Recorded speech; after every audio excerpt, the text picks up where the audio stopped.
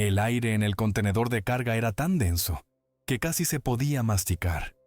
Sabía a café rancio, a sudor y al zumbido eléctrico de un aire acondicionado sobrecargado que libraba una batalla perdida contra el calor de Gabón. Aquello no era una sala de reuniones. Era una caja de acero, insonorizada y aislada, un lugar para conversaciones que nunca debieron ocurrir. Llamaban a este trozo de lodo y alambre de espino base de operaciones avanzada Harrier. Pero para los hombres del destacamento operativo Alfa 914, no era más que otra parada en el camino hacia ninguna parte. Soy el capitán Elías Corbett.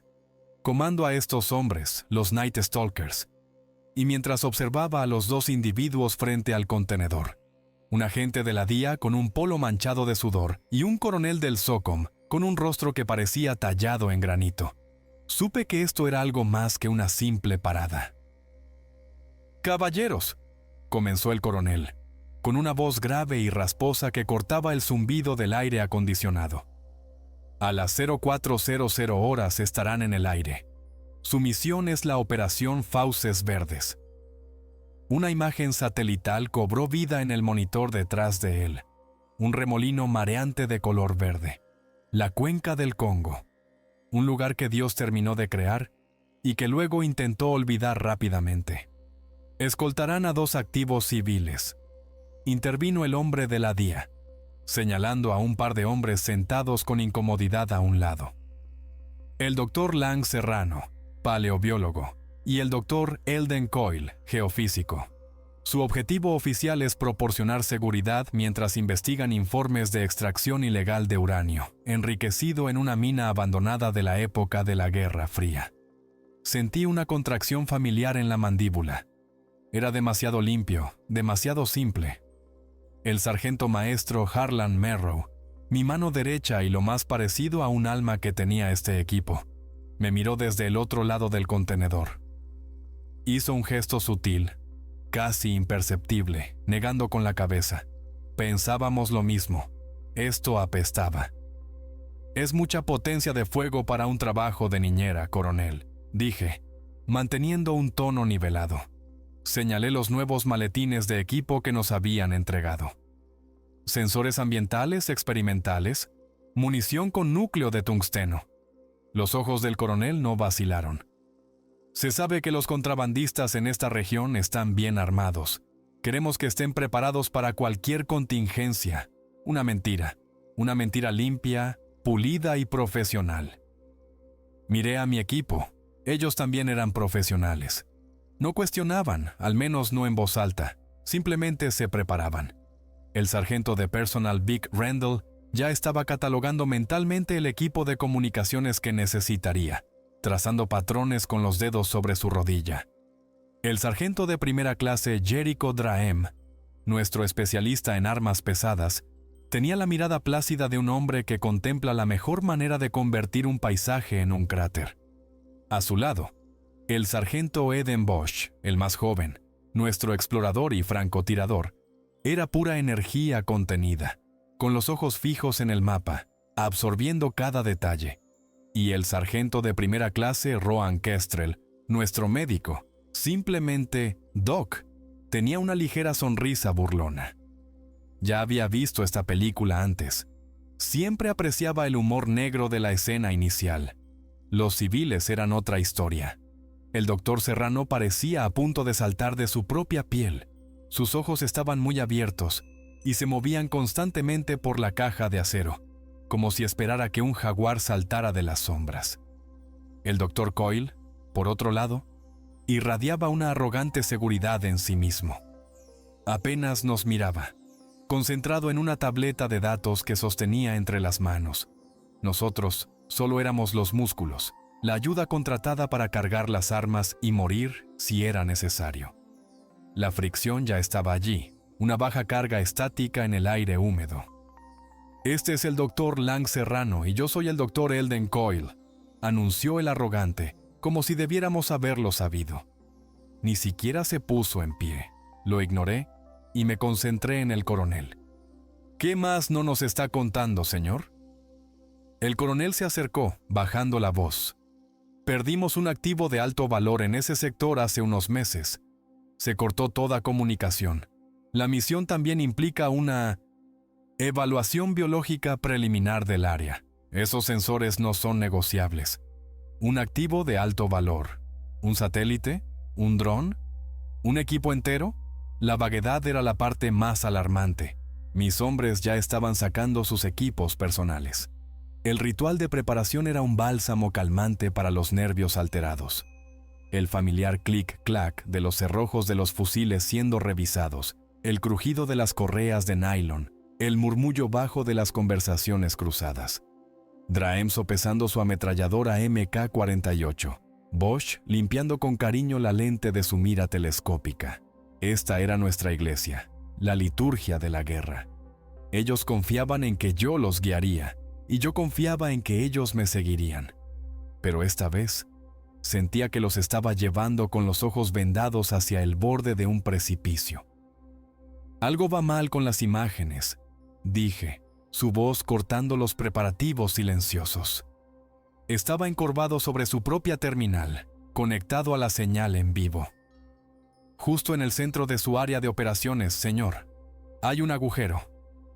Todos nos giramos hacia su pantalla. Tenía razón. En medio del verde exuberante, había un parche circular de estática, un vacío perfecto de unas 5 millas de diámetro. Era como si ese trozo de jungla simplemente no existiera para nuestra tecnología. Las térmicas no pueden penetrarlo. El radar de penetración terrestre se distorsiona. Es un apagón total, murmuró Rendell, desconcertado. El Dr. Coyle finalmente levantó la vista de su tableta, con una mueca de desprecio en el rostro. Es un depósito masivo de mineral de hierro, sargento. Pasa todo el tiempo. La interferencia magnética está estropeando sus juguetes. Por eso necesitamos entrar y obtener lecturas directas. Sonaba plausible, pero no se sentía correcto. Nada en esto se sentía correcto. Merrow, que había permanecido en silencio durante la mayor parte de la reunión, se inclinó sobre mi hombro, con la mirada fija en el punto negro del mapa.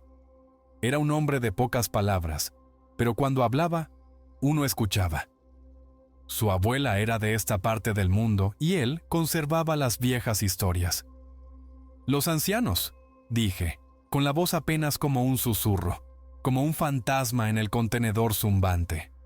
«Tienen un nombre para los pantanos de ese valle». Golpeó con un dedo curtido el borde del círculo de estática. Lo llaman Nsadi Yamoko.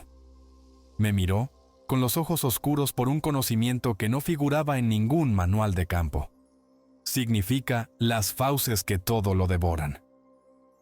El helicóptero MH-60 Black Hawk desgarraba el cielo, una violenta libélula de metal contra un lienzo infinito y sofocante de color verde.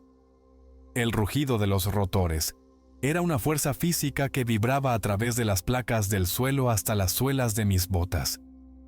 Debajo de nosotros, el dosel de la selva del Congo se extendía hasta cada horizonte, un océano de vida ondulante y palpitante que se sentía completamente indiferente a nuestra existencia. En el interior, el equipo estaba listo. La calma profesional era nuestro blindaje. Doc Kestrel le contaba un chiste malísimo a un Bosch que parecía nervioso, algo sobre un médico y una mina terrestre, tratando de rebajar la tensión. Draem dormía, o fingía hacerlo, con la cabeza apoyada contra el fuselaje vibrante, su enorme cuerpo totalmente relajado. Solo un hombre en completa paz con la violencia podría dormir así camino al fuego. Nuestros activos civiles eran un estudio de contrastes. El doctor Serrano estaba pegado a la ventana, con una expresión que era un cóctel de asombro científico y miedo puro. Era un hombre viendo una catedral y una tumba al mismo tiempo. El Dr. Coyle, sin embargo, estaba miserable. No había dejado de quejarse desde que salimos de la base, refunfuñando por el ruido, la vibración, el calor. No dejaba de golpear sus instrumentos, frunciendo el ceño, tratando el poder crudo y magnífico de la selva abajo como poco más que una variable inconveniente en su ecuación. Aproximándonos al punto de inserción, 5 minutos para la llegada. La voz del piloto crujió a través de mis auriculares, metálica y distante. Fue entonces cuando empezó. Comenzó con un quejido en el audio, un chillido agudo que me hizo arrancarme los auriculares. Rendle ya estaba gritando, con las manos volando sobre su equipo de comunicaciones. Lo he perdido todo. El GPS no funciona. Las comunicaciones son solo ruido blanco. Estoy recibiendo un pico electromagnético masivo desde la superficie. El helicóptero se inclinó violentamente hacia babor. Afuera, el cielo despejado había desaparecido, reemplazado por una pared de nubes de un color púrpura amoratado y agitado que había aparecido de la nada. La lluvia, espesa como aceite líquido, comenzó a martillar contra el plexiglas. El mundo se disolvió en un borrón gris verdoso. ¿Qué demonios es esto? Esto no estaba en ningún satélite meteorológico, gritó el copiloto por el intercomunicador interno. No veo nada, maldita sea. Un zumbido bajo y resonante comenzó a impregnar la cabina, un sonido tan profundo que se sentía en los huesos, en los empastes de los dientes. Era el sonido de la reunión, la estática de la radio, dotada de una voz monstruosa. Los instrumentos del helicóptero se volvieron locos. Las luces parpadeaban y las alarmas bramaban en una cacofonía de pánico electrónico. El rotor principal comenzó a emitir un golpe rítmico y desgarrador, que estaba horriblemente fuera de sincronía. ¡Estamos perdiendo altitud! ¡Mayday! ¡Mayday! ¡Mayday! Entonces, a través del parabrisas azotado por la tormenta, lo vi. Una forma. Un destello de movimiento en el diluvio. Era enorme, increíblemente rápido. Un tajo de color negro medianoche contra el gris. No era un pájaro. No era un murciélago. Era algo más. Algo con una envergadura más ancha que el propio helicóptero. Impactó contra la cabina con un sonido parecido a un choque de trenes. El plexiglas estalló hacia adentro. El grito del piloto fue cortado en seco por un crujido húmedo y final. El copiloto luchó con los controles. Su voz era una corriente de maldiciones aterradas, pero fue inútil. El golpe rítmico del rotor principal se convirtió en un chillido agudo de metal torturado. Éramos una piedra lanzada desde el cielo. «¡Prepárense para el impacto!», bramé, mi voz apenas audible sobre el caos. El dosel de la selva subió a nuestro encuentro. Hubo una serie de estallidos horrorosos, como disparos de cañón, mientras los rotores masticaban árboles de 30 metros de altura. Ramas gruesas como mi cintura atravesaron la cabina. El mundo se convirtió en un caleidoscopio violento, verde y marrón, de metal girando, gritando y desgarrándose. Entonces, el impacto final y ensordecedor. Mi cabeza salió despedida hacia atrás, chocando contra un mamparo. La oscuridad lo tragó todo. Silencio. Luego, un pitido en mis oídos. El dolor floreció en mis costillas, un fuego en mi cráneo. Forcé mis ojos a abrirse. El mundo estaba de lado. El hedor a combustible de aviación y vegetación recién triturada llenó mis pulmones. Una luz verde se filtraba a través de los restos destrozados. Me desabroché el cinturón, cayendo sobre lo que solía ser la pared de la cabina. Una revisión de sistemas. La cabeza me dolía, las costillas se sentían agrietadas, no rotas. Los brazos y las piernas funcionaban. Estaba vivo. «Reporte en estado», raspé, con la garganta en carne viva. «Aquí», llegó la voz de Merrow, tranquila como siempre, desde la penumbra. «Bien», gruñó Doc Kestrel. «¿Rendle?» Una tos débil. «Sí, Capi, estoy aquí». Draem y Bosch respondieron un momento después. Mi equipo central estaba vivo. El alivio fue algo fugaz y precioso. Entonces vi los cuerpos. Los pilotos habían muerto. Su sección de la cabina era una ruina destrozada. Y desplomado en una esquina, con un trozo del eje de transmisión sobresaliendo de su pecho, estaba nuestro otro explorador, el sargento Miller. Tenía los ojos abiertos, mirando a la nada. Uno de mis hombres. Mi responsabilidad. El peso de aquello se asentó sobre mí, más frío y pesado que el agua del pantano que ya se filtraba por el suelo. «Doc», Revisa a los civiles. Ordené, reprimiendo el dolor. No había tiempo para eso. Ahora no. Serrano estaba consciente, milagrosamente ileso salvo por algunos cortes. Coyle no tuvo tanta suerte. Su pierna estaba doblada en un ángulo obsceno por debajo de la rodilla, con el hueso blanco sobresaliendo a través de la tela desgarrada de sus pantalones. Estaba gritando, un sonido agudo y fino de pura agonía. La selva afuera estaba en silencio. No era un silencio pacífico. Era una quietud vigilante y depredadora. El coro familiar de aves e insectos había desaparecido, reemplazado por el goteo del agua, el gemido del metal bajo tensión y un extraño sonido húmedo y burbujeante, proveniente del pantano que nos rodeaba. El aire era pesado, húmedo y denso, con olor a podredumbre y algún otro aroma inidentificable, algo empalagoso y vagamente metálico. Las plantas que presionaban a través del fuselaje roto eran monstruosas. Helechos con frondas tan grandes como mi torso, enredaderas gruesas como mangueras de bomberos. El comunicador de mi casco estaba muerto. Rendell lo confirmó un momento después. El de largo alcance está destrozado, Capi. El teléfono satelital hecho pedazos. Estamos completamente aislados. Esto ya no era una misión, era una tumba. Merrow, Draem, aseguren un perímetro. Ordené, recuperando la fuerza en mi voz. Bosch, sube a lo alto de los restos. Quiero ojos fuera. Kestrel, evita que Coyle se desangre. Rendell, recupera todo lo que puedas. Agua, munición, raciones. ¡Muévanse! La misión inicial era un fantasma, un mal sueño. El uranio, los contrabandistas, las mentiras que nos habían traído aquí. Nada de eso importaba. Solo quedaba un objetivo, grabado con una claridad brutal y descarnada. Sobrevivir. La primera noche en las fauces fue una lección de miedo. Establecimos una guardia de 2 hombres en turnos de 4 horas alrededor del Black Hawk destrozado, una patética isla de acero roto en un mar de verde depredador. La oscuridad aquí era absoluta. Una presencia física que se trataba los haces de nuestras linternas, a pocos pies de la fuente. El aire se volvió más frío, pero la humedad se aferraba a nosotros como un sudario. Y los sonidos estaban mal. La sinfonía normal y caótica de una selva por la noche fue reemplazada por una quietud calculada y aterradora, puntuada por ruidos que arañaban las partes primitivas del cerebro. Había chillidos agudos que parecían venir de todas partes a la vez, respondidos por chasquidos profundos y guturales desde el dosel de arriba. Nuestra óptica térmica era casi inútil.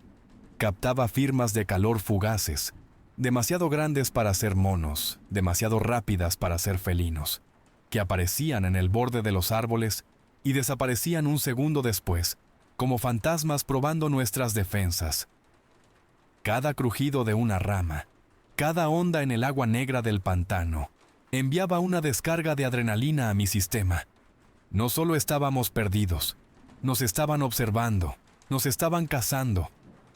La mañana no llegó con el amanecer, sino con una lenta y gris iluminación del cielo. La penumbra opresiva apenas se levantó. Fue Bosch, en la última guardia, quien hizo el primer descubrimiento. Capi, tiene que ver esto. Su voz era tensa, forzada a través de la radio de corto alcance. Lo encontré a 20 yardas del perímetro, con el fusil levantado, mirando al suelo. Allí, en el lodo blando, había huellas masivas y claras como el día. Cada pisada tenía 3 dedos, terminando en un tajo profundo donde se había clavado una garra. Eran más grandes que cualquier huella de pájaro que hubiera visto jamás, más grandes que mi propia bota. Venían del pantano profundo, rodeaban el lugar del accidente y desaparecían de nuevo en el agua turbia. Cerca de allí, el origen de un olor nauseabundo y cobrizo quedó claro. Era el cadáver de un animal, o lo que quedaba de él. Parecía vagamente un jabalí, pero tenía el tamaño de una vaca pequeña, con placas óseas y blindadas a lo largo del lomo. Le habían arrancado la garganta y grandes trozos de carne habían sido arrancados de su costado. El doctor Serrano, que me había seguido, jadeó. Su miedo del día anterior había desaparecido, reemplazado por una excitación febril y maníaca. «Increíble», susurró, arrodillándose junto al cadáver destrozado. «La estructura ósea, el revestimiento dérmico. Esta especie es completamente desconocida. Es prehistórica». «Está muerta», dijo Merrow sombríamente, acercándose por detrás. «Y lo que sea que lo mató todavía está aquí fuera». El rapto científico de Serrano era una nota disonante en nuestra sinfonía de terror. Era un hombre admirando la arquitectura única del matadero en el que estaba atrapado. La primera pérdida llegó 1 hora después. Fue rápida, brutal y absolutamente aterradora. El sargento Henderson, uno de nuestros hombres de apoyo, un chico tranquilo de Ohio, se alejó apenas unos pasos de nuestro perímetro improvisado, para aliviarse detrás de un matorral de helechos gigantes. Escuchamos un solo sonido, no un grito completo, sino un borboteo húmedo y ahogado, cortado al instante. Llegamos allí en segundos. Había desaparecido. Lo único que quedaba era su fusil tirado en el lodo y una mancha oscura que se extendía por el suelo. Un par de esas mismas huellas de 3 dedos se hundían profundamente en la tierra, junto a signos de una lucha violenta y breve. Marcas de arrastre se perdían en la maleza asfixiantemente densa. Encontramos su chaleco blindado a 20 pies de distancia. Había sido arrancado limpiamente de su cuerpo. 3 cortes profundos y paralelos desgarraban la placa de cerámica y el kevlar, como si fuera cartón. El metal estaba destrozado, los bordes pelados hacia atrás como una lata de conservas. Algo había atravesado un blindaje corporal de grado militar con sus garras. El pánico, frío y agudo, atravesó al equipo por primera vez. Estos no eran hombres que se asustaran fácilmente. Eran veteranos de una docena de conflictos en países remotos. Se habían enfrentado a artefactos explosivos improvisados, emboscadas y fanáticos gritando por su sangre. Pero esto era diferente. Esto no era una guerra. Esto era depredación. Habíamos caído de la cima de la cadena alimenticia. Tomé la decisión. No nos quedaremos aquí. Somos blancos fáciles. Quedarse quietos significaba la muerte. Nuestra única oportunidad era movernos, llegar a terreno elevado, a la cresta que habíamos visto antes del choque. Quizás desde allí podríamos encontrar una posición defendible, o tal vez captar alguna señal de radio perdida. Recuperamos lo que pudimos y nos pusimos en marcha, cargando al quejumbroso Dr. Coyle en una camilla improvisada con correas de fusil y puntales rotos del helicóptero. Cada paso era una batalla contra el lodo succionador y las enredaderas que nos atrapaban. La selva luchaba contra nosotros, su silencio era un peso constante y opresivo.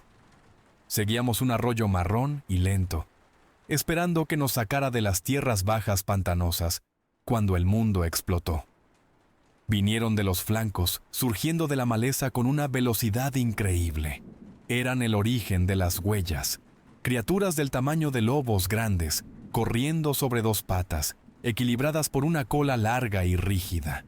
Su piel era de un verde moteado y marrón, como la de un lagarto, y una sola garra en forma de hoz en cada pie se mantenía en alto, brillando como obsidiana pulida.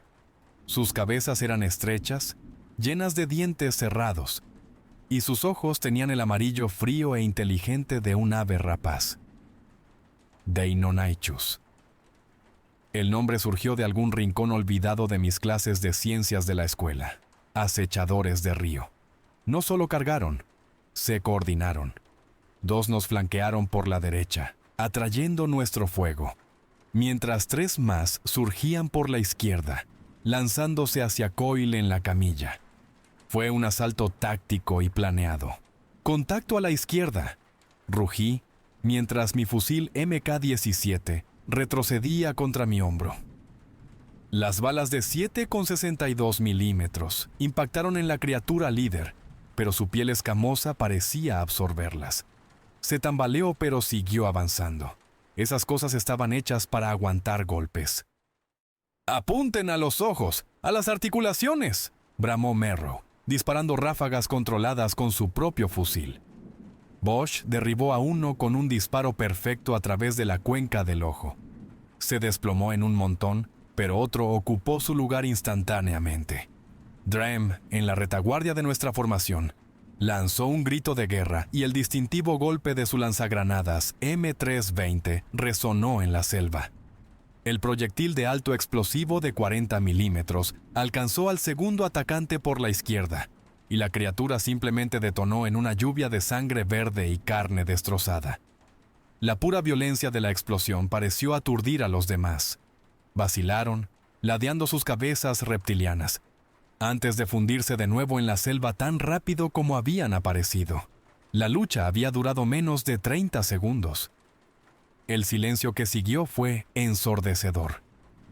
Rendle estaba en el suelo, sujetándose el brazo por donde una de las criaturas lo había cortado.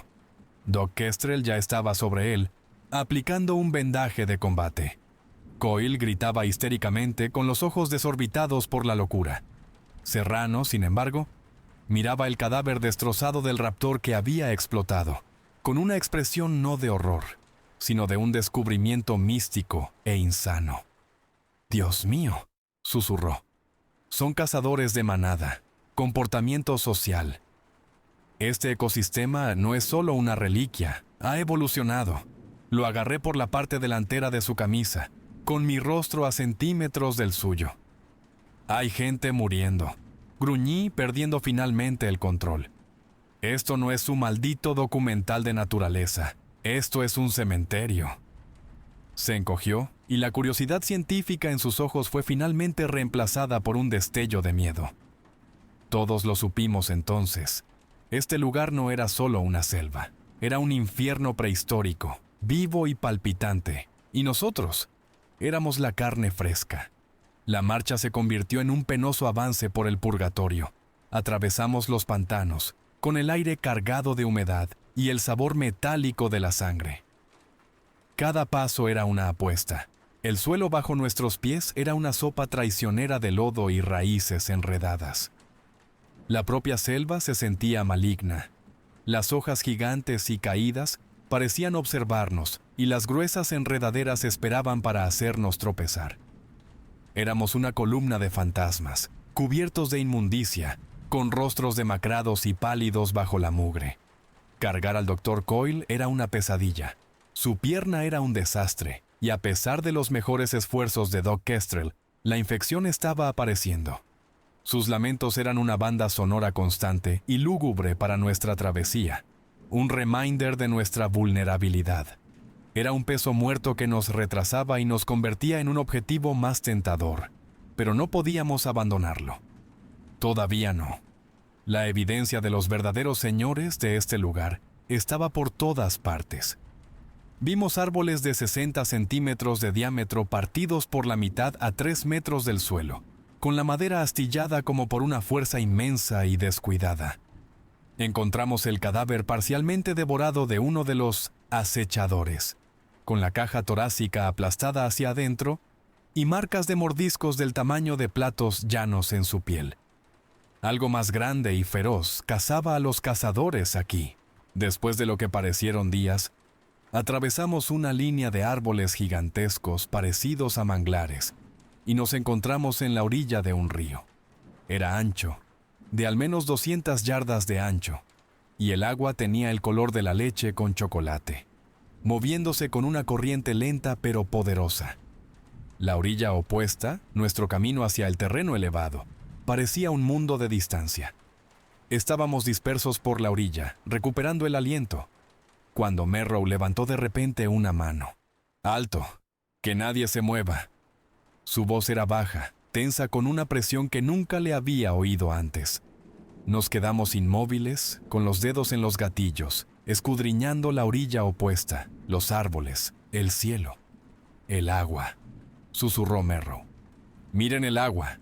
En el centro del río la corriente se comportaba de forma extraña. No fluía río abajo, se arremolinaba creando un remolino masivo y lento, donde no debería haber ninguno. Mientras observábamos, algo rompió la superficie. No era un tronco, era una cabeza, pequeña y serpentina, posada sobre un cuello tan increíblemente largo que desafiaba toda lógica.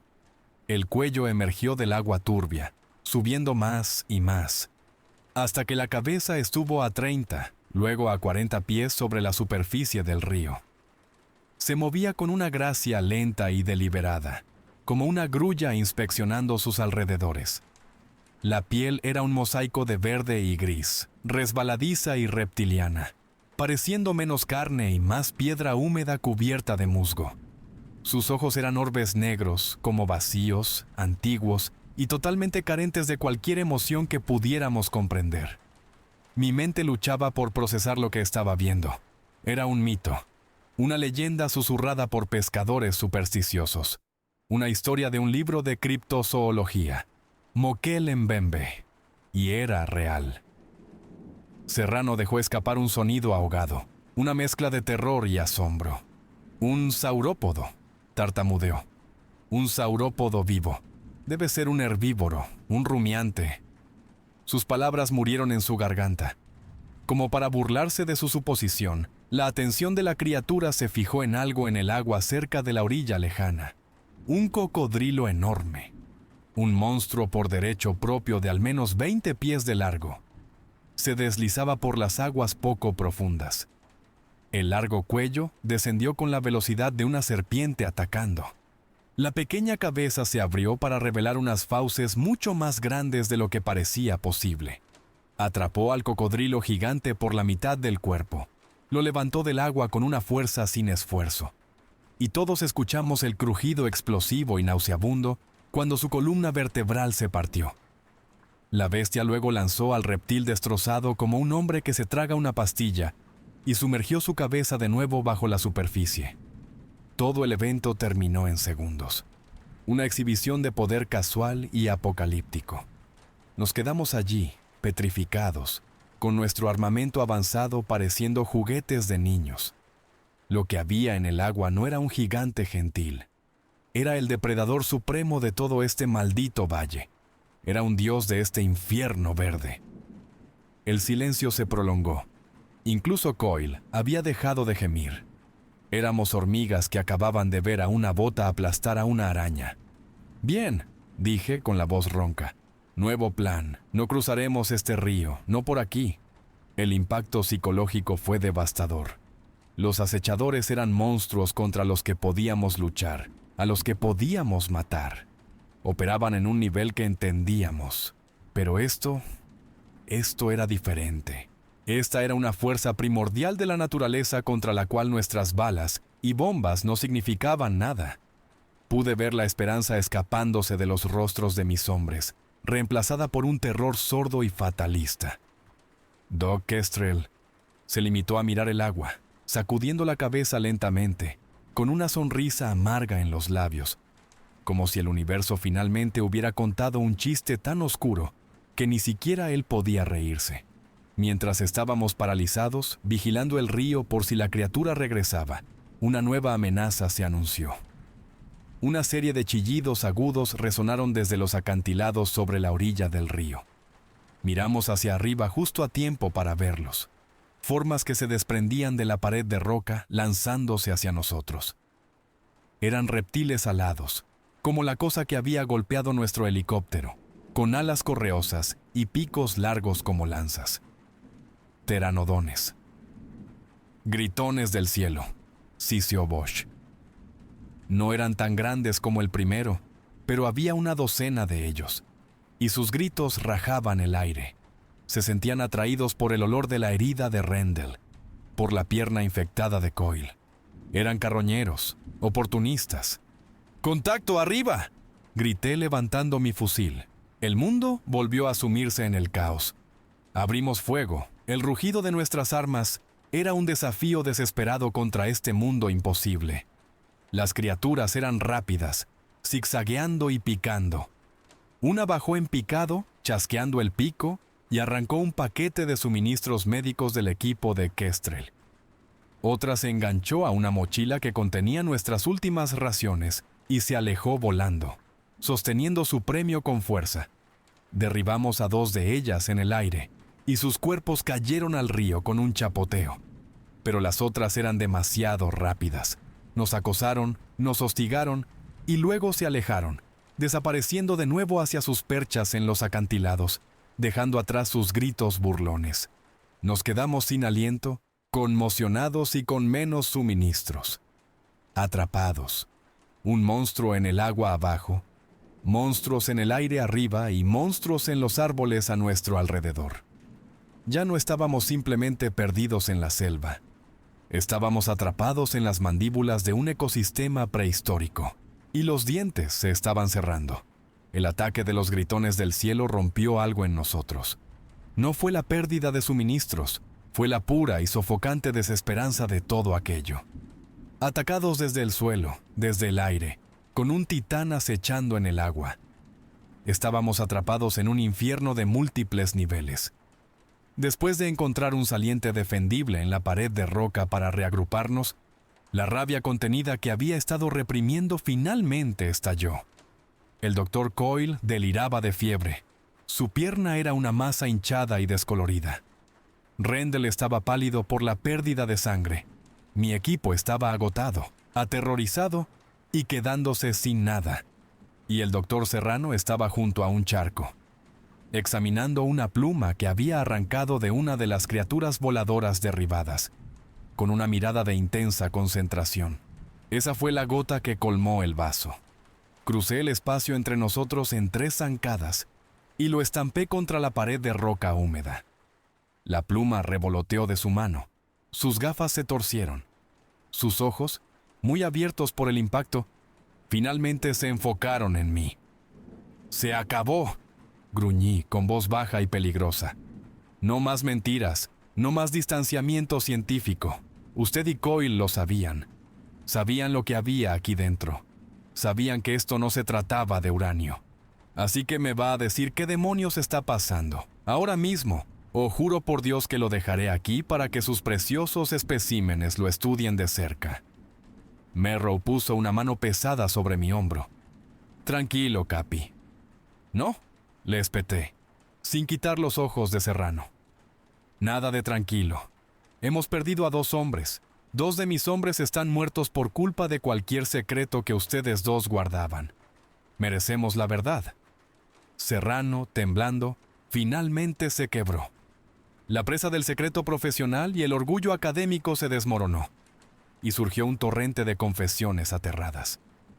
«No era una mina», tartamudeó, ajustándose las gafas sobre la nariz. «Era una misión de recuperación. La historia del uranio solo era una tapadera, una excusa plausible para conseguir un equipo con sus capacidades en un área a la que nadie más iría». Tomó aire con dificultad. Hace 30 años, a finales de los 80, un satélite espía soviético se salió de su trayectoria orbital. El Cosmos X era uno de sus pájaros de reconocimiento de penetración profunda, pero llevaba una carga secundaria, una experimental. Se estrelló en algún lugar de este valle. «¿Qué tipo de carga?», preguntó Merrow con voz fría como la piedra. Serrano no nos miraba a los ojos. Miraba el suelo embarrado. Era de un programa con el nombre en clave Proyecto Quimera. Un arma biológica, no un virus, no una bacteria. Era un mutágeno sintético e hiperagresivo, diseñado para reescribir el ADN a una escala masiva. Un silencio atónito cayó sobre nuestro pequeño grupo. Draem, que había estado limpiando su ametralladora, la dejó lentamente en el suelo. Bosch dejó de afilar su cuchillo. Las piezas encajaron con una claridad horrorosa. Las plantas gigantes, las criaturas prehistóricas, la zona de apagón en el mapa satelital. Los soviéticos lo diseñaron para ser un agente de terraformación, continuó Serrano con la voz apenas como un susurro. Un arma que no solo mataba al enemigo, sino que transformaba todo su entorno en algo hostil y alienígena. Pero perdieron el control. El satélite que llevaba la muestra primaria se estrelló aquí. El mutágeno debió filtrarse del contenedor. se mezcló con la geología única de este valle, las anomalías magnéticas que tanto interesaban a Coyle, la microflora local, y floreció. Finalmente nos miró, con el rostro como una máscara de terror y culpa. Este lugar no es un ecosistema preservado, es uno nuevo, un cáncer. El mutágeno no solo revivió el ADN prehistórico latente en la fauna local, lo aceleró, lo retorció, creó versiones hiperagresivas y monstruosas. La zona de apagón no es por el mineral de hierro, es la firma de energía biológica del propio mutágeno. Está creciendo. Una rabia pura y sin diluir me recorrió. Nos enviaron a ciegas. Éramos ratas de laboratorio prescindibles, enviadas a hurgar en el nido de un apocalipsis biológico. ¿Nos enviaron al corazón de una catástrofe de armas biológicas sin decirnos nada? La voz de Draem era un estruendo bajo. Dio un paso hacia Serrano, y por un segundo pensé que iba a despedazar al científico con sus propias manos. Merrow se interpuso entre ellos. «Ya basta. ¿Cuál era la misión, Serrano?», exigí con voz cortante como una cuchilla. ¿Qué se suponía que debían hacer? El satélite tiene un transpondedor de emergencia de larga duración, explicó alejándose de Draem. Su fuente de energía está protegida. Si podemos llegar a él, podemos activar la baliza. Es una frecuencia única. Sabrán que somos nosotros. Sabrán dónde estamos. Es la única forma de salir. Así que ahí estaba. Un objetivo. Un único y desesperado punto de luz en la oscuridad aplastante. Una oportunidad. Pero Coyle, tumbado en su camilla, con los ojos vidriosos por la fiebre, lo había oído todo. «No», raspó, con un hilo de saliva en los labios. El protocolo de contención es primordial. La prioridad 1 no es el rescate, es la esterilización. Encuentren el satélite, destruyan la investigación, las muestras del núcleo. Eviten que la tecnología salga jamás de aquí. Se abrió un abismo en nuestro pequeño grupo. De un lado, la supervivencia. Del otro, un deber por el que ninguno de nosotros había firmado. «Me importa un bledo su protocolo», escupió Bosk con su joven rostro retorcido por la furia. «Nos mintieron. Nos dejaron aquí para morir. Yo voy a llegar a esa baliza». Draem asintió de acuerdo. «Al diablo con sus secretos. No voy a morir por un encubrimiento». Miré a Merrow. Su rostro era ileble, pero sabía lo que estaba pensando. Nuestra misión principal es siempre la misma: traer a nuestra gente de vuelta a casa. Pero Coyle tenía razón, a su manera febril y arrogante. ¿Podíamos arriesgarnos a dejar salir algo así al mundo? Podríamos vivir con nosotros mismos si activábamos una baliza que guiara no solo a nuestros rescatadores, sino potencialmente al resto del mundo hacia esta pesadilla. Tomé mi decisión, la única que un comandante podía tomar. «Vamos a por la baliza», dije con una voz que no dejaba lugar a discusión. «Salimos de aquí. Luego dejaremos que la gente que nos metió en este lío decida cómo limpiarlo». Miré a cada uno de mis hombres, a los rostros exhaustos y atormentados de los supervivientes. «Volvemos a casa. Ese es el único protocolo que importa ahora». El equipo estaba fracturado, la confianza en nuestra propia cadena de mando hecha añicos. Pero por ahora, teníamos de nuevo un propósito único y unificador: encontrar el cadáver de metal de un satélite muerto hace mucho tiempo, en lo profundo del corazón de este infierno verde. La revelación nos cambió. El miedo seguía ahí, como una piedra fría en el estómago, pero ahora estaba mezclado con rabia. Ya no éramos simples soldados perdidos, éramos traicionados. Esa ira se convirtió en un arma, en una herramienta. Agudizó nuestros sentidos, endureció nuestra resolución. Habíamos terminado de huir. Habíamos terminado de ser presas. Éramos operadores de las fuerzas especiales del Ejército de los Estados Unidos. Era hora de que empezáramos a actuar como tales. «Ya no vamos a ir a hurtadillas por aquí», anuncié mientras nos preparábamos para salir del saliente de roca. «Vamos a abrirnos paso. Los cazaremos a ellos, antes de que ellos nos cacen a nosotros. Una nueva energía llenó al pequeño grupo. Este era un lenguaje que entendían: llevar la pelea al enemigo.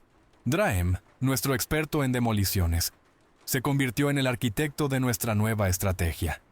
Los acechadores son inteligentes, pero predecibles, dijo colocando un pequeño bloque de C4. Utilizan los mismos senderos de animales, los mismos puntos de emboscada. Podemos usar eso. Empezamos a dejar regalos detrás de nosotros. Draem fabricó minas Claymore improvisadas usando C4 empaquetado en latas de raciones, rellenas de piedras afiladas y fragmentos de metal del helicóptero. Las instaló con cables trampa hechos de cordón de paracaídas, posicionadas a lo largo de los estrechos senderos que sabíamos que las criaturas usarían para seguirnos. No solo estábamos huyendo, los estábamos llevando a una zona de muerte. Nuestra primera victoria real llegó esa tarde.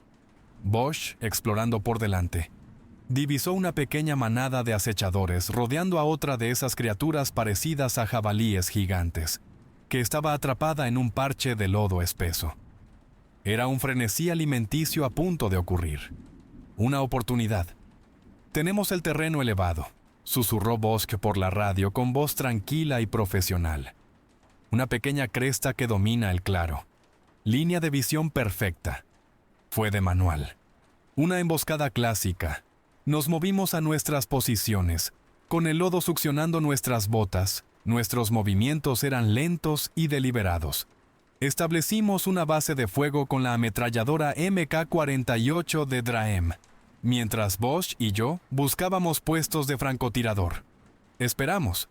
Las criaturas, confiadas en su dominio, se volvieron más audaces, acercándose al animal atrapado. «¡Abran fuego!», dije en voz baja por el micrófono. El mundo estalló en violencia controlada. La ametralladora de Draem se desató, un rugido ensordecedor que desgarró el silencio de la selva, trazando una línea de muerte a través de la manada. El fusil de francotirador con silenciador de Bosch tosió una vez, y la cabeza del acechador líder desapareció en una bruma rosada. Joe derribó a otro mientras intentaba correr hacia cubierta. La emboscada fue perfecta. Las criaturas restantes, confundidas y aterradas por el asalto repentino y abrumador de un enemigo invisible, se dispersaron por la maleza. No celebramos. Simplemente recargamos, con una satisfacción sombría asentándose en nosotros. Habíamos recuperado una pizca de control. La sensación era embriagadora. Aprendimos a usar este jardín monstruoso a nuestro favor. Doc Kestrel, recordando algo que Serrano había balbuceado sobre neurotoxinas, identificó una planta de hojas anchas y cerosas con una savia lechosa. La recolectó cuidadosamente, advirtiéndonos que no la tocáramos. Si Serrano tiene razón, esto paralizará cualquier cosa en cuyo torrente sanguíneo entre, explicó. Untamos las puntas de las flechas de repuesto de Bosch y nuestros propios cuchillos de combate. Armas silenciosas para una guerra silenciosa. Empezamos a parecer parte del paisaje. Nos manchamos la cara con lodo y vegetación machacada, rompiendo nuestras siluetas, convirtiéndonos en parte del verde. Nuestros movimientos se volvieron más fluidos, más silenciosos. Nuestros sentidos, perfeccionados por años de entrenamiento, estaban ahora afilados como cuchillas por la amenaza constante y mortal. Podíamos oler el aroma almizclado de los acechadores en el viento, distinguir el sonido de sus garras sobre la roca de una rama que caía. Nos estábamos adaptando. Nos estábamos convirtiendo en fantasmas en este infierno. Pero a medida que nuestra letalidad crecía, el Dr. Coyle se apagaba. La infección en su pierna hacía estragos, volviendo la carne de un negro enfermizo. Estaba consumido por la fiebre, y sus momentos de lucidez eran cada vez más escasos. Murmuraba sobre protocolos y contención, con los ojos muy abiertos y desenfocados. Era una carga constante y pesada, un drenaje para nuestros recursos y nuestra moral. La pregunta tácita flotaba en el aire entre nosotros. ¿Cuánto tiempo más podríamos cargarlo? ¿Cuántos de nosotros morirían por un hombre que ya estaba prácticamente muerto? Avanzando más profundamente en el valle, siguiendo el rastro tenue de restos metálicos que Serrano creía que eran de la desintegración atmosférica del satélite, tropezamos con una escena que nos dejó helados. Era un campamento improvisado, o lo que quedaba de él, lona andrajosa, latas de raciones rusas oxidadas y letras cirílicas en un maletín de equipo destrozado. Alguien más había estado aquí, otro equipo enviado a buscar el satélite.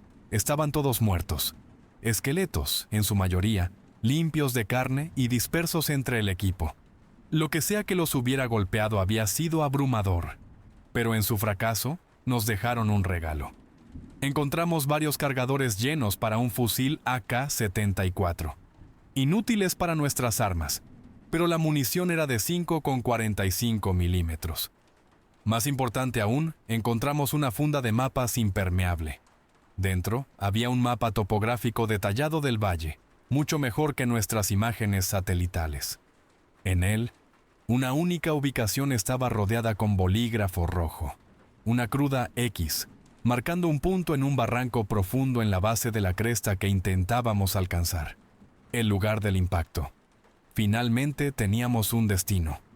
Sabíamos a dónde íbamos, pero el destino de los hombres que hicieron el mapa era un recordatorio crudo y brutal de lo que nos esperaba cuando llegáramos allí. El mapa era a la vez una bendición y una maldición. Nos mostraba el camino, pero el camino atravesaba el infierno. El sendero hacia la X, que marcaba el choque del satélite, conducía directamente a un enorme abismo, una cicatriz profunda y dentada en la tierra, que dividía el valle en dos. Tenía cientos de pies de profundidad, y el fondo se perdía en las sombras. Y según el mapa, la única forma de cruzar era un estrecho puente de roca natural, un saliente precario de apenas 3 pies de ancho, aferrado a la pared del acantilado. A medida que nos acercábamos, el aire se llenó del sonido que nos había perseguido desde el choque. Los chillidos agudos y penetrantes de los reptiles voladores. Toda la pared del acantilado en nuestro lado del abismo era una pesadilla de nidos. Estaban construidos con lodo, ramas y lo que parecía inquietantemente hueso, pegados a la roca por centenares. Aquella era su colonia, su hogar, los gritones del cielo. Estábamos en la entrada de su reino y la única forma de avanzar era caminar a través de la sala del trono. Nunca lo lograremos, sentenció Bosch con frialdad, mirando a través de su mira telescópica. En el momento en que pongamos un pie en ese saliente, todos se nos echarán encima. La situación parecía imposible, pero la desesperación es la madre de la táctica. Humo, sugirió Rendle, con voz rasposa. Nos quedan 3 granadas de humo. Las lanzamos en la entrada. No nos ocultará por completo, pero podría confundirlos, ocultar nuestro movimiento. And while they're confused, añadió Drem, con una mirada sombría en los ojos. Yo crearé una diversión. Palmeó el último bloque de C4 en su cinturón. Usaré el temporizador y lo lanzaré lo más lejos que pueda hacia el otro extremo de su zona de anidación. Una gran explosión atraerá su atención, alejando al enjambre del puente. Era una apuesta arriesgada, un plan construido sobre la esperanza y los explosivos de alta potencia, pero era el único que teníamos. Mientras nos preparábamos, agazapados tras un grupo de rocas, quedó claro que el Dr. Coyle no iba a hacer el viaje. Su respiración era superficial, su piel de un gris cadavérico. Doc Kestrel había hecho todo lo posible, pero la infección había ganado. Los ojos de Coyle se abrieron una última vez, asombrosamente claros. Me miró. «Les canta», susurró, con una voz que era un crujido seco de hojas. La quimera, desde el suelo, les canta una canción de hambre. And then he was gone. No hubo ceremonia. Tomamos sus placas de identificación y dejamos su cuerpo.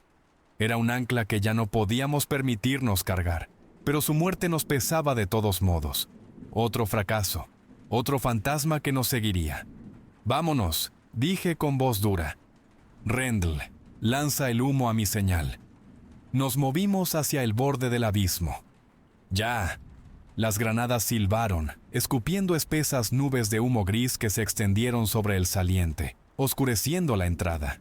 Los chillidos de los nidos se intensificaron, pasando de ruido ambiental a una alarma activa.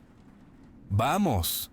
Nos lanzamos al humo, moviéndonos en fila india, con una mano en la pared de roca y nuestras botas arrastrándose por el estrecho camino. La caída a nuestra derecha era un pozo sin fondo. El aire era un torbellino caótico de alas batiendo y gritos ensordecedores. Formas revoloteaban a través del humo, con picos afilados como navajas lanzando dentelladas a pulgadas de nuestras caras. Disparamos a ciegas, suprimiendo, tratando de mantenerlos a raya. Draem, en la retaguardia, activó su carga. ¡Diversión lanzada!, gritó, arrojando el bloque de C4 en un arco alto. Unos segundos después, una explosión ensordecedora desgarró el abismo. Llovieron rocas y escombros. Tal como planeamos, el enjambre principal de gritones chilló furioso y viró hacia la explosión. Había funcionado. Nos dio una oportunidad. Estábamos a mitad de camino cuando nuestra suerte se acabó. Algunas de las criaturas, que no se sintieron atraídas por la explosión, se lanzaron sobre nosotros. Una se enganchó a la mochila de Bosch, haciéndole perder el equilibrio. Merrow lo agarró, tirando de él para alejarlo del borde. Disparé a la criatura por la espalda y su cuerpo cayó al abismo. Casi lo lográbamos. Podía ver el otro lado, a solo 20 yardas. Rendell, Bosch y Draem ya estaban trepando a tierra firme. Yo era el siguiente, con Merrow en la retaguardia, manteniendo el fuego de cobertura. Fue entonces cuando media docena de ellos convergieron sobre mí. Vacié mi cargador, pero eran demasiados. Uno me arrancó el fusil de las manos. Las garras de otro se clavaron en mi hombro. Sentí que me arrastraban hacia el borde. ¡Elias! Era Merrow. Me empujó hacia adelante con fuerza. Tropecé, cayendo sobre la seguridad del saliente lejano. Cuando me volví, lo vi solo en el puente, una silueta desafiante contra el caos giratorio. Había atraído a toda la manada restante hacia él. Se había quedado sin munición, su fusil era inútil. Sacó su arma de mano y siguió luchando, un acto final de desafío desesperado. Entonces lo vi llevar la mano a su cinturón. Me miró y un último y sombrío reconocimiento pasó entre nosotros. Un adiós de soldado. «Llévalos a casa», gritó sobre la horda chirriante. Tiró de las anillas de las 2 granadas de fragmentación que le quedaban en el equipo. El mundo se volvió blanco. La explosión fue inmensa, un estruendo atronador que sacudió los mismos acantilados. Merrow, las criaturas que lo rodeaban y una enorme sección del puente de roca desaparecieron en una tormenta de fuego y piedra. El camino detrás de nosotros había desaparecido, sellado por su sacrificio. Nos quedamos allí, los 4 supervivientes, mirando el espacio vacío donde había estado nuestro corazón.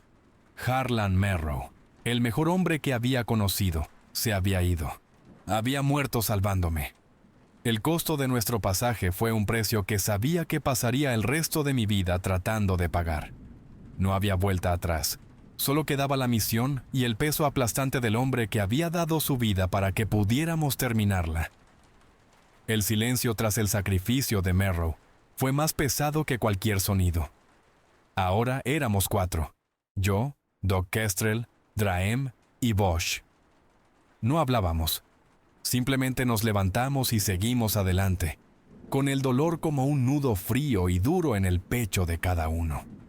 Seguimos el mapa ruso hacia el barranco, un lugar donde el aire se volvía denso y quieto, y la selva antinatural se volvía aún más grotesca. Aquí, las plantas eran activamente bioluminiscentes. Una luz verde azulada enfermiza palpitaba desde crecimientos fúngicos en los árboles, bañando todo el barranco en un resplandor misterioso, como si estuviéramos bajo el agua. El aire mismo parecía vibrar. Un zumbido de baja frecuencia que resonaba en nuestros cráneos. El mismo zumbido que habíamos oído antes de que el helicóptero cayera. Este era el corazón de la anomalía. Esta era la fuente. Lo encontramos en el centro de un enorme cráter en forma de cuenco. El impacto lo había borrado todo, pero en los 30 años transcurridos desde entonces, la selva lo había reclamado con saña. Medio enterrado en la tierra, cubierto de enredaderas y musgo brillantes, estaba el satélite. Era una reliquia de la Guerra Fría, un cilindro de metal chamuscado y anguloso, con sus marcas cirílicas apenas visibles bajo la mugre. Cosmos X. El área a su alrededor era una zona de hiperevolución. Insectos del tamaño de mi mano zumbaban en el aire resplandeciente, y el suelo bullía con cosas que no podía identificar.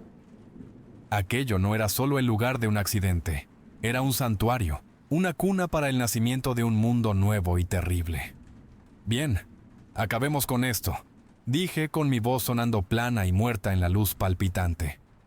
Rendle se habría encargado de las comunicaciones. Ahora me toca a mí. Draen Bosch, perímetro. Kestrel, tú conmigo y con Serrano. Vigilen nuestras espaldas. Forzamos una escotilla de mantenimiento abollada y entramos en el cadáver del satélite. El interior era un caos de electrónica destrozada y cables colgantes. Pero como Serrano esperaba, una sección parecía relativamente intacta. Una caja de titanio reforzada que contenía la fuente de energía de larga duración y la baliza de emergencia. «Denme un minuto», murmuré, sacando mi herramienta multiusos. Sentía mis manos torpes. Este era el trabajo de Rendle. Él habría tenido esto funcionando en 60 segundos. Me tomó 10 minutos de forcejeo con cables y puentes en circuitos quemados antes de que una sola luz roja parpadeara en el panel. Redirigí la energía restante de la batería de radioisótopos directamente al transpondedor. Mientras yo trabajaba, Serrano, con un perturbador sentido de reverencia, conectó su tableta de datos al registrador de vuelo del satélite. La pantalla se iluminó, mostrando flujos de texto en ruso. «Dios mío», susurró, con los ojos muy abiertos. «Está todo aquí. Los diarios del jefe del proyecto». Comenzó a traducir, con la voz temblorosa. El mutágeno, quimera, no era solo un arma, estaba vivo. Una conciencia colectiva, como una red fúngica. Lo diseñaron para analizar y reescribir un entorno, pero aprendió. Se volvió inteligente. Se desplazó por los datos, con el rostro cada vez más pálido. Los diarios dicen que desarrolló una directriz principal propia. Supervivencia agresiva y optimizada. No solo muta las cosas al azar. Dirige su evolución. Crea un ecosistema perfectamente equilibrado e hiperdepredador. Y defiende el corazón de su red. La fuente. Este satélite, un frío pavor me recorrió. ¿Qué está diciendo Serrano? Esa cosa en el río, dijo, levantando la vista de su tableta con el terror puro en sus ojos. El Mokele Mbembe. No es solo una mutación aleatoria. Es un organismo de defensa diseñado deliberadamente, un alfa, un guardián. Todas las demás criaturas de este valle están conectadas a él. Son extensiones de su voluntad, todas ellas subordinadas a la conciencia de la quimera. Como si fuera una señal, el suelo empezó a temblar. Un rugido profundo, capaz de estremecer la tierra, resonó desde la dirección del río. Un sonido de pura furia territorial que estaba mucho más cerca que antes. Finalmente logré asentar la última conexión. Accioné el interruptor. Un tono agudo y repetitivo comenzó a pulsar desde la baliza. Una oleada de alivio me recorrió, seguida inmediatamente por un terror absoluto. Acabábamos de hacer sonar la campana de la cena. Habíamos encendido una bengala en la cueva más profunda y oscura de la Tierra, y lo que vivía en la oscuridad la había visto. «¿Cuánto tiempo?», pregunté, mirando la luz parpadeante. «Para que la señal penetre la interferencia y sea adquirida por un satélite, necesita ser continua», dijo Serrano con voz temblorosa. «1 hora. Tal vez más». El rugido volvió a sonar, más cerca esta vez. Era el sonido de árboles partiéndose como ramitas, de toneladas de carne moviéndose con una velocidad antinatural. «¡Ya viene!», la voz de Bosch crujió por la radio. «¡Oh, Dios, Capi, ya viene!». Salí del satélite y lo vi. En el borde del barranco, recortado contra la flora resplandeciente, estaba el monstruo del río. Sus ojos ardían con una inteligencia verde y malévola, la misma luz antinatural que palpitaba desde los hongos a nuestro alrededor. Nos estaba cazando. Venía a proteger su cuna. «¿Es el momento?», dije, introduciendo una bala en la recámara de mi fusil. «Esta es nuestra última resistencia. Mantendremos esta posición hasta que esa baliza haga su trabajo, o moriremos aquí». Tomamos posiciones en los restos. El metal retorcido del satélite era nuestra única cobertura. Draem instaló su ametralladora. Bosch buscó un punto elevado en el casco del satélite. Doc Kestrel y yo tomamos los flancos. Hubo un momento de silencio absoluto antes de la tormenta. Los 4, hermanos forjados en este infierno verde, nos miramos. Ya no había rangos, ni capitán, ni sargentos. Solo estábamos nosotros. «¿Fue un honor servir con ustedes?», dijo Draem con voz firme. «¿Nos vemos en el infierno?», respondió Kestrel con una sonrisa sombría. El suelo se sacudió, y el dios de este mundo perdido comenzó su carga. La primera oleada no fue el dios mismo, sino sus discípulos. Una marea de acechadores se derramó en el cráter, una masa de garras y dientes que chillaba y chirriaba, con sus ojos amarillos brillando en la penumbra. Venían hacia nosotros desde todos los lados, un asalto coordinado y orquestado por la mente de la bestia que los impulsaba. «¡Fuego!», grité, y nuestra pequeña fortaleza de restos estalló en una cacofonía de disparos. La ametralladora MK-48 de Draem era el corazón de nuestra defensa, escupiendo un flujo de proyectiles de 7,62 milímetros que desgarraban las filas de los atacantes. Mi MK-17 retrocedía contra mi hombro. Cada disparo era una ejecución deliberada y calculada. Bosch, desde su percha, era un espectro de la muerte. Su fusil ladraba metódicamente mientras derribaba acechadores con disparos únicos y precisos a la cabeza. Kestrel, luchando con la frialdad de un cirujano, cubría nuestro flanco izquierdo, disparando ráfagas controladas, haciendo que cada bala contara. Habíamos colocado las últimas minas improvisadas de Draem en los accesos. Detonaron en destellos de luz y vísceras, lanzando criaturas y partes de cuerpos por los aires, pero era como tirar piedras a un río. La marea seguía fluyendo, trepando sobre los cuerpos de sus muertos. Uno logró pasar, saltando sobre la posición de Draem. Él rugió, soltó su ametralladora y enterró su cuchillo de combate en el cráneo de la criatura, empujando el cadáver lejos de él sin perder el ritmo. Entonces, el suelo empezó a ondular. El Mokel Mbembe entró en el cráter y el mundo pareció encogerse a su alrededor. Se movía con una gracia aterradora y ponderada, y sus enormes pies sacudían la misma tierra sobre la que estábamos parados. Los acechadores se apartaban ante él como el agua ante un acorazado.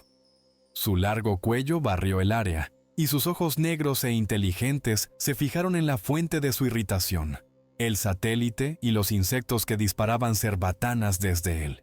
Nuestras balas bien podrían haber sido gotas de lluvia.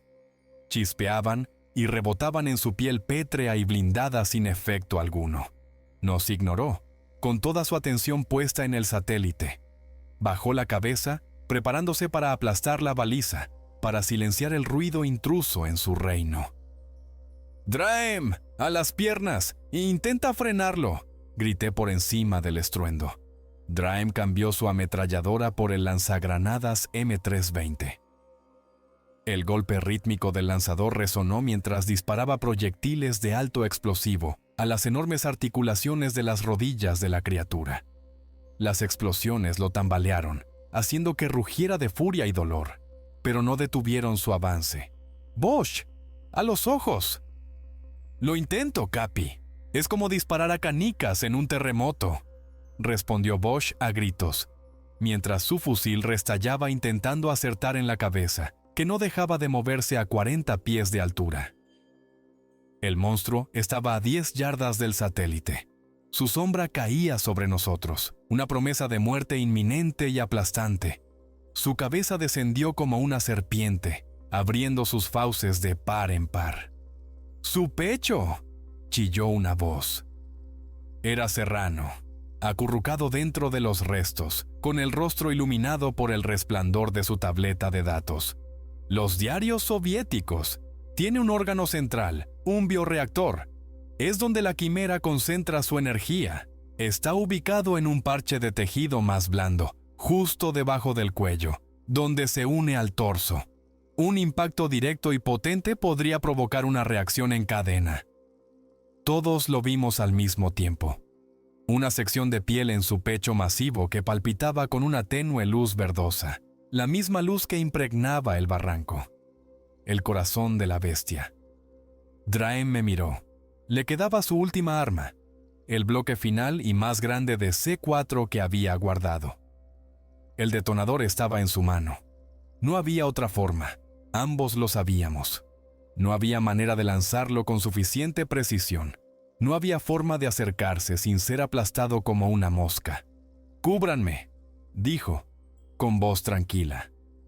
«Jericho, no», gritó Kestrel. Pero Draem ya se estaba moviendo. Se colgó el fusil, con el bloque de C4 en las manos, y salió de su cobertura. Corrió, un sprint loco y desesperado directamente hacia el monstruo.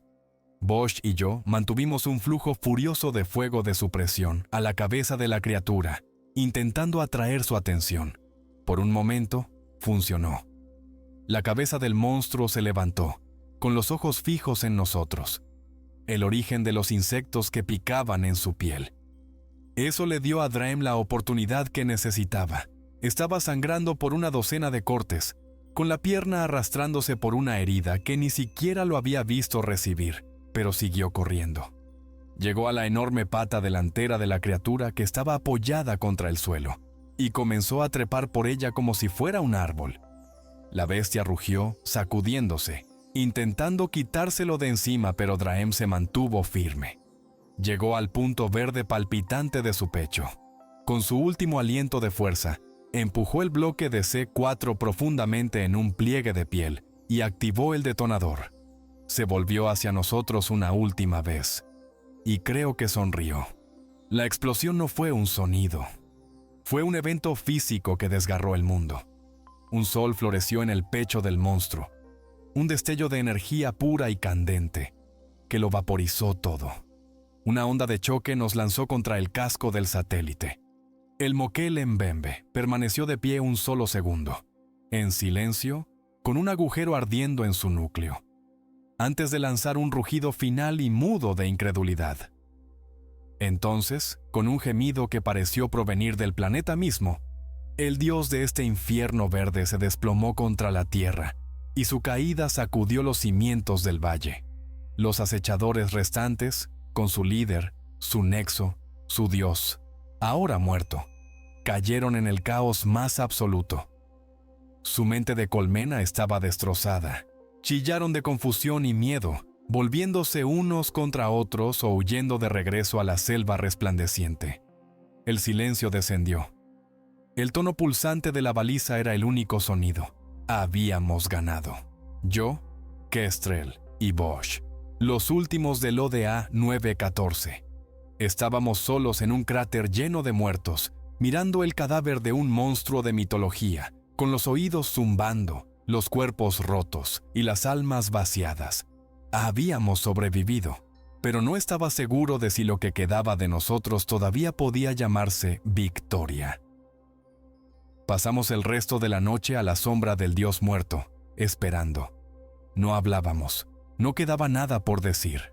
Las palabras se habían consumido en nosotros, dejando solo un silencio exhausto y hueco. Nos acurrucamos en los restos del satélite, escuchando el pulso constante y esperanzador de la baliza y los sonidos agonizantes del valle.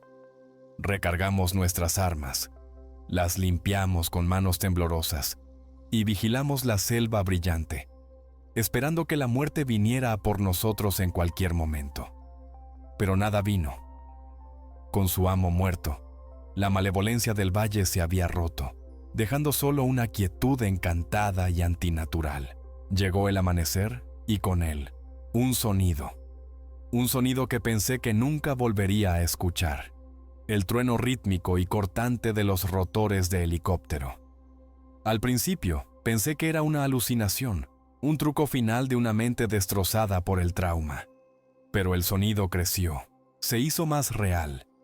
Salimos del cráter a trompicones, mirando el cielo gris. 2 MH-60 Black Hawks, negros, estilizados y hermosos, atravesaron las nubes bajas, con un helicóptero de ataque Apache escoltándolos como un ángel guardián. No aterrizaron. Se mantuvieron sobre el cráter mientras bajaban cuerdas. Un equipo de hombres con trajes de protección química descendió. Se movían con una eficiencia clínica y distante, con los rostros ocultos por máscaras antigas. No nos hablaron, no preguntaron qué había pasado. Nos sujetaron a arneses, con sus manos enguantadas evitando cualquier contacto directo con nuestra piel. Se llevaron la tableta de Serrano, el registrador de vuelo del satélite, y varias muestras biológicas de los acechadores muertos. Luego, fijaron un dispositivo grande y de aspecto siniestro al casco del satélite. Mientras nos izaban por el aire, miré hacia abajo por última vez al cráter, al cadáver del Mokele Mbembe. Un soldado con traje de protección levantó el pulgar y un momento después, el mundo brilló en blanco. Una carga termobárica detonó y todo el lugar del accidente, el satélite, el monstruo, la evidencia, fue vaporizado en una bola de fuego que subió a nuestro encuentro. No nos estaban rescatando, estaban esterilizando la escena. Nosotros solo éramos otra pieza de evidencia para ser recolectada y contenida. Lo siguiente que supe fue que estaba en una cama de hospital. Las sábanas eran blancas, el aire olía a antiséptico y la luz era tan brillante que me dolían los ojos. Base aérea de Ramstein, Alemania. Nos mantuvieron allí durante semanas, en un ala de cuarentena. Médicos y especialistas con trajes de protección nos pincharon y examinaron, sacándonos sangre, haciéndonos escaneos, descontaminándonos como si fuéramos radiactivos. Luego vinieron los interrogatorios. No fueron realizados por hombres de uniforme, eran hombres con trajes caros y discretos de la DEA, y otras agencias cuyos nombres eran solo acrónimos de 3 letras. Se sentaron frente a mí en una mesa de acero en una habitación sin ventanas, y lo quisieron todo, cada detalle, cada observación, cada pesadilla. Les dije la verdad. Les hablé de los acechadores, de los gritones del cielo, del monstruo del río. Les hablé de Miller, Henderson, Coyle. Les hablé de Merrow y Draem. Escucharon pacientemente. Sus rostros no traicionaban emoción alguna. Cuando terminé, empujaron una pila de papeles por la mesa. Su equipo completo, usted incluido, fue emboscado por un grupo insurgente fuertemente armado y previamente desconocido cerca de la frontera con Gabón, dijo el hombre del traje principal, con voz plana. Su helicóptero cayó. Ustedes 3 son los únicos supervivientes de una heroica última resistencia. Todos serán condecorados por su valentía. Golpeó los papeles con el dedo. Esta es su historia oficial. La aprenderán, la repetirán, y nunca, jamás, se desviarán de ella. Las palabras quimera, cosmos y Mokele Mbembe ya no están en su vocabulario. El incumplimiento resultará en una corte marcial por traición y encarcelamiento por el resto de sus vidas naturales. ¿Entiende, capitán? Lo entendimos. Firmamos los papeles. Firmamos nuestras vidas y nuestros recuerdos, entregándolos al silencio de la seguridad nacional. Nos enviaron a casa. Éramos fantasmas. Kestrel, el hombre que usaba el humor negro como escudo, ya no podía encontrar nada gracioso. Presentó sus papeles, pidió la baja, y lo último que supe fue que intentaba ahogar las cosas que vio en una botella de bourbon. Bosch se quedó. Lo convirtieron en instructor de tiro en Fort Bragg, un héroe. pero los otros instructores decían que nunca dormía, que a veces se le podía oír gritar en mitad de la noche. Yo también me quedé. No podían volver a enviarme al campo, no después de lo que sabía. Mi carrera se estancó. Me convertí en el capitán Corbett, el tipo con la historia trágica, el oficial silencioso y atormentado, al que movían de un trabajo de escritorio a otro. Un año después, el mismo día de nuestro rescate, estaba sentado en un bar tranquilo fuera de la base, mirando un vaso de whisky. Las noticias estaban puestas en la televisión sobre la barra, con el volumen bajo. Una reportera hablaba con rostro serio.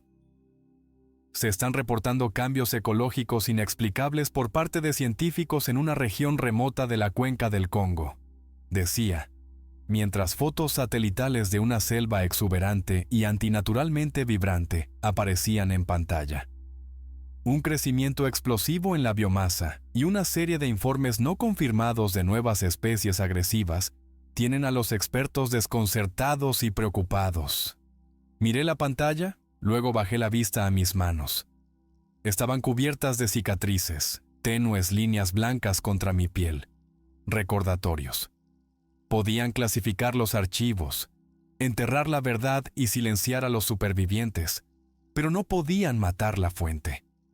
La quimera todavía estaba allí abajo, en el agua, en el suelo, en el aire mismo. Era un cáncer que solo habían logrado enfurecer. Habían fallado en contenerlo. No habíamos escapado del infierno. Solo habíamos abierto una ventana en la pared para que el resto del mundo pudiera echar un vistazo. El lugar que los lugareños llamaban Nsadiyamoko. Las fauces que todo lo devoran. Tomé un sorbo lento de mi whisky. Era un buen nombre, pero estaba incompleto. Yo sabía su nombre real. Por el resto de mi vida, cada vez que cerrara los ojos, vería ese abismo, ese acto final de sacrificio. Vería las fauces de Merrow. Y sabía que todavía tenían hambre.